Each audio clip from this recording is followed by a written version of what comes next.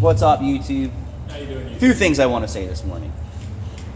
One is I had an exchange back and forth with somebody that says, oh, well, the manufacturers said that it's good that your car consumes 1 quart of oil per 1,000 miles.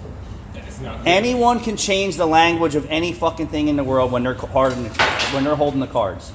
No different than the auction saying, well, your minimum is $500 for repairs. Now they raised it to like $750 or $900. They could change the rules whenever they want. What's up, Pose? Burning 1 quart of oil in 1,000 miles is absurd. Absurd. Especially with cars today that only take 4.5 quarts or 3.5 quarts. So if the industry says it's okay, right? They want to program the industry now to check their oil regularly. You can't get people to eat healthy. You're going to get them to check their oil. Never going to happen. So the industry is just buffering bad designs and putting it back on the consumer when they should be building a better engine and recommending sooner oil change intervals than later oil change intervals. So it's the manufacturer and consumers. I don't care what anyone says. They came out here and said the TSB says 1,000 miles per quart of oil, which is complete bullshit. It's actually facts and more than that in customers' cars.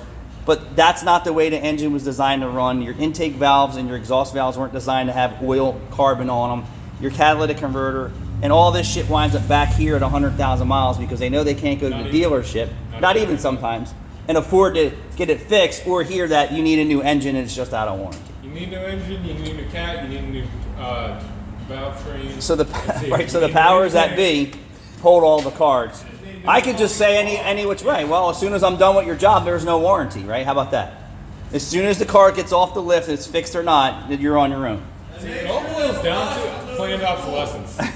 Like they're planning these cars to be obsolete so they don't lose future customers. All right, so hold on. So now let's fast forward to this job. About 1 year ago, this customer was here to have the rear exhaust fixed that someone got paid all the money Don't worry, I'm not the customer. to fix. And we fixed it because it was rattling against their bumper, right? Yeah. They got paid all the money to do the job right, but then sent it here for me to fix it right in the back. So now we're going to fast forward to after I fix the muffler, I look under her car and say, hey, who did your brakes? They left the caliper bolt out. The axle seals were leaking on both sides. And then when I approach the customer and show her, she says, well, the dealer did that. The dealership did this. Hold on. So now it's a year later. She's back for more exhaust problems in the front of the car where the studs are rotted out on this flange and this flange over here. And she says she has a coolant leak. She thinks it's coming from a hose clamp. How well do some people know their cars? They normally don't. So then I look closer at the car. I see a brand new radiator installed. So I tell Rachel, I said, did she just have a radiator installed? Oh yeah, by the dealer. Well, why again would you spend all your money someplace else that couldn't get the calipers and the axle seals right? Go give them another $1,000 for a radiator job that's leaking in my bay right now. And then ask me to take a look at it. It's leaking in my Because it's bay leaking right again. The way he said That kind of shit pisses me off. You come here to the guy that resolves the issues, but then you go someplace else and you shell out all the fucking money for everything else. So they got paid all the money to do the job. And they're not doing it right. And then I'm the one here playing cleanup. Yeah. And for me to go back and fix a sloppy job doesn't pay a whole lot of money.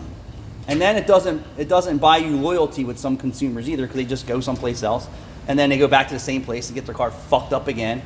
And then you understand what I'm saying? So this is why fixed again. Right. So now you're at another shop and you're saying, hey, I think I got a leaking hose clamp. Well, how do you know that? Because you obviously just paid someone to do a job or whatever the fucking case is, but take it back. They got paid all the money, $1,000 at least at the dealer to do a radiator, if not more, I would bet you. So who's to say they didn't correct the rad? I don't know what underlying problem there is there. Who's to say they didn't puncture a hose?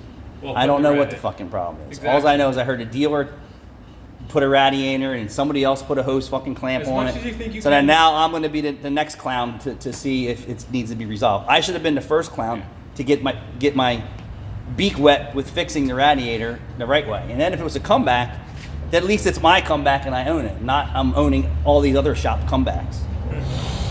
See, nowadays, you need to trust dealers.